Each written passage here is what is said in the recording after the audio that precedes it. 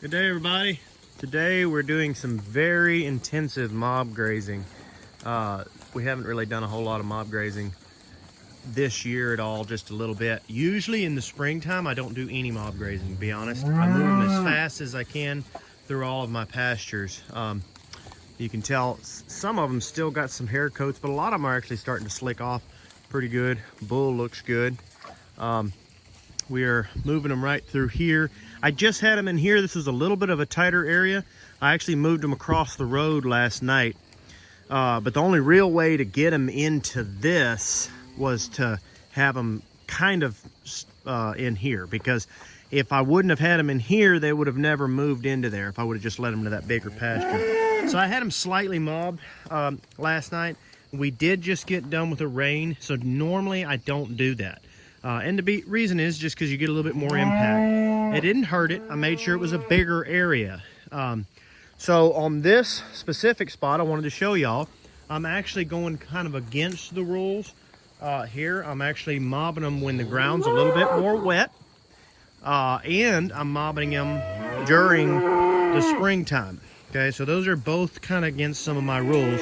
And really the reason is because when the ground is wet, they're going to cause more damage to the ground. Okay, and in the springtime, you want to move them fast in order to keep them ahead of the grass so that it doesn't go sour. Okay, a lot of these calves are actually not even used to mob grazing right now, so they're kind of having to get used to it. But this is in a very, very small area. It's just right on the other side of that creek is where that wire is. This creek actually feeds down from the pond. That's all it is. Comes down there, and then I've got my hot wire. It actually stops there, and I'll walk around there here in just a minute.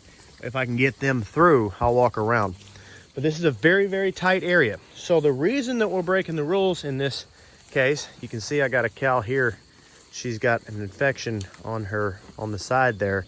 She was actually born with that. And so we will end up having to butcher her for our own meat, just to keep her from having that issue. We've tried to take care of it. We had the vet out here a couple times, and he said that it's just something that some cows, it's hereditary. Some cows will get that.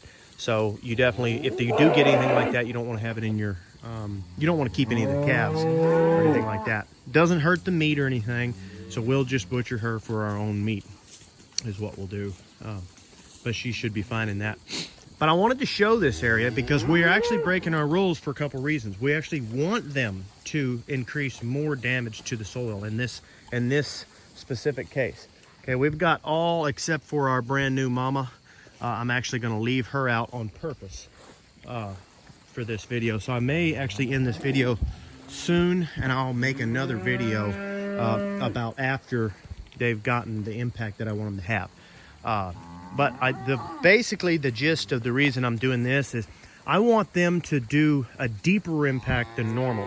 Normally you don't want them to disrupt the soil or the growth that is there, because it encourages growth that you don't want. Okay, but in this case, there's a lot of growth here that we don't want already.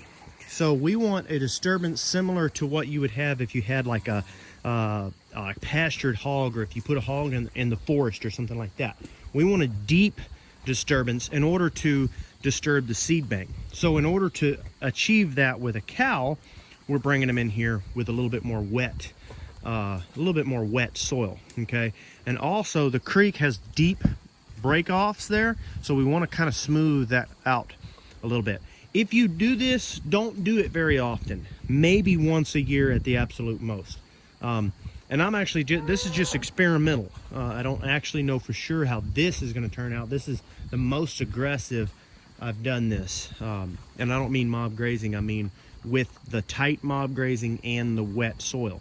Okay, so I'm not sure how this is going to turn out, but I figured I'd put this out here, be educational for all of us.